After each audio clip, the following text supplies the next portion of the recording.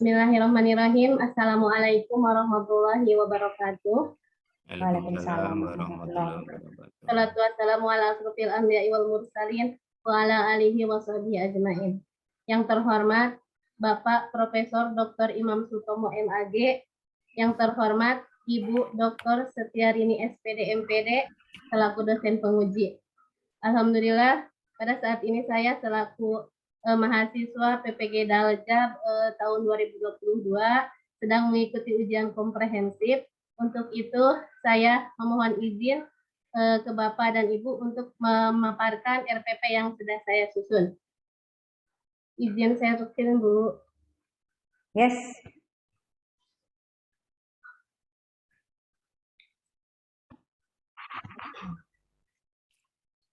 Bismillahirrahmanirrahim. Rencana pelaksanaan pembelajaran Satuan Pendidikan SDN 1 Karangpawitan, mata pelajaran Pendidikan Agama Islam dan Budi Pekerti, kelas 4 semester 1, tahun pelajaran 2022 dan 2023. Materi pokok, Aku Cinta Nabi dan Rasul. Submateri, Kisah Keteladanan Nabi Ayub alaihi salam. Alokasi waktunya 1 kali pertemuan.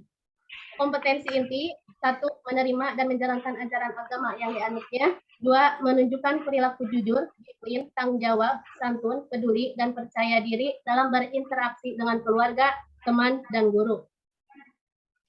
3.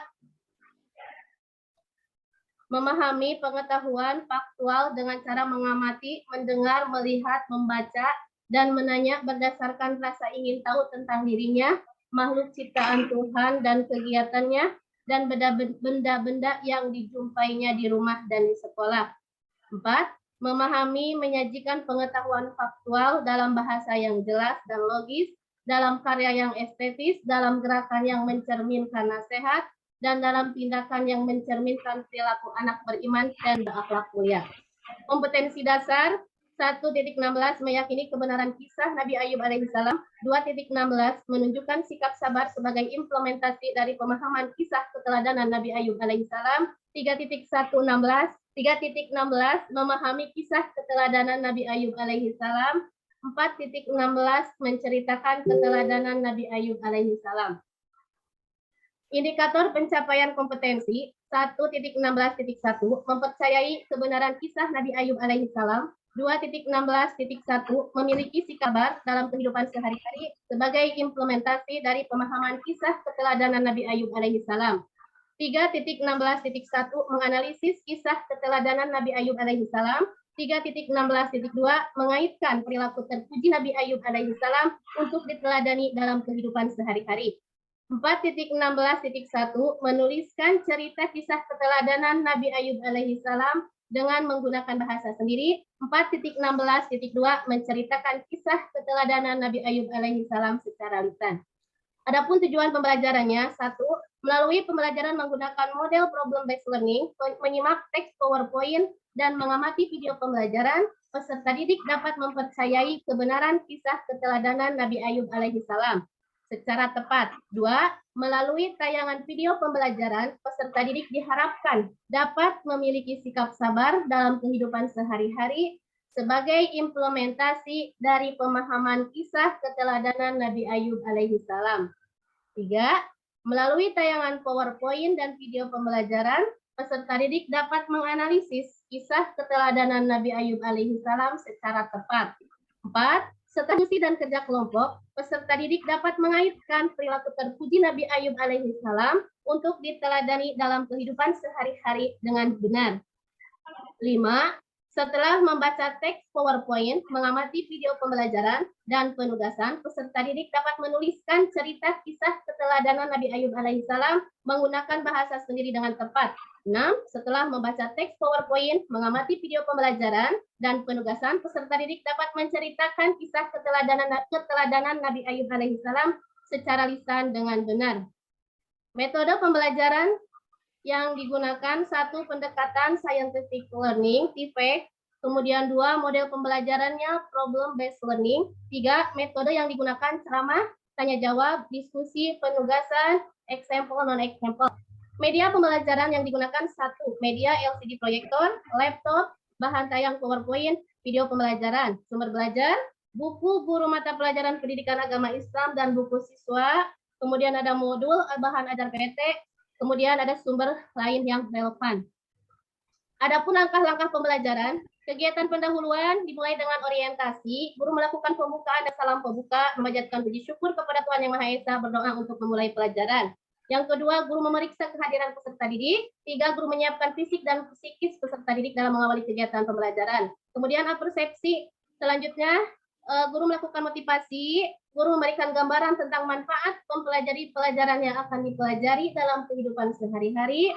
Kemudian apabila materi ini dikerjakan dengan baik dan benar, dikuasai dengan baik, maka peserta didik diharapkan dapat menjabarkan tentang materi kisah keteladanan Nabi Ayub alaihi salam.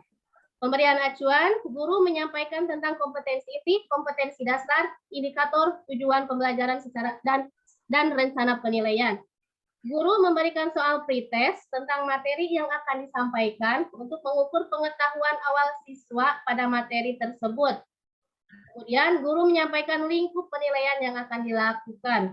Adapun kegiatan inti dari pembelajaran ini, yang pertama, orientasi peserta didik kepada masalah, yaitu mengamati. Peserta didik mengamati tayangan video, PPT, kemudian peserta didik menganalisis gambar-gambar yang relevan dengan kisah Nabi Ayub. Kemudian ada menyimak, peserta didik menyimak penjelasan pengantar kegiatan materi secara garis besar. Selanjutnya menanya, guru dan peserta didik bertanya jawab mengenai kisah keteladanan Nabi Ayub alaihi salam. Kemudian langkah yang kedua, mengorganisasikan peserta didik. Peserta didik dibimbing guru membentuk kelompok untuk bekerja sama. Guru memberikan atau membagikan permasalahan dalam bentuk LKD. Guru memastikan setiap anggota kelompok memahami tugas masing-masing. Kemudian peserta didik mulai berdiskusi dan membagi tugas untuk mencari data yang diperlukan untuk menyelesaikan masalah. Langkah yang ketiga, membimbing penyelidikan individu dan kelompok, yaitu mengumpulkan informasi. Guru mendorong peserta didik untuk mengumpulkan informasi yang sesuai. Kemudian peserta didik melakukan penyelidikan bersama yang kemudian dicatat untuk digunakan sebagai bahan diskusi kelompok. Guru mendampingi dan membimbing peserta didik dalam berdiskusi. Langkah yang keempat yaitu mengembangkan dan menyajikan hasil karya. Langkah yang kelima, menganalisa, mengevaluasi proses pemecahan masalah. Kemudian, penutup. Kegiatan penutup dari pembelajaran itu refleksi dan tindak lanjut. Guru bersama-sama peserta didik menyimpulkan materi pembelajaran. Peserta didik membuat rangkuman dari kesimpulan yang telah disusun secara bersama-sama. Kemudian guru memberikan kesempatan kepada peserta didik untuk bertanya. Peserta didik bersama guru melakukan refleksi atas pembelajaran yang telah berlangsung. Selanjutnya, guru memberikan soal post-test untuk mengukur keberhasilan siswa dalam pembelajaran pada materi tersebut. Kemudian peserta didik diminta untuk mengirimkan tugas bercerita, misalnya berbentuk video. Kemudian guru menjelaskan aktivitas pembelajaran pada pertemuan selanjutnya.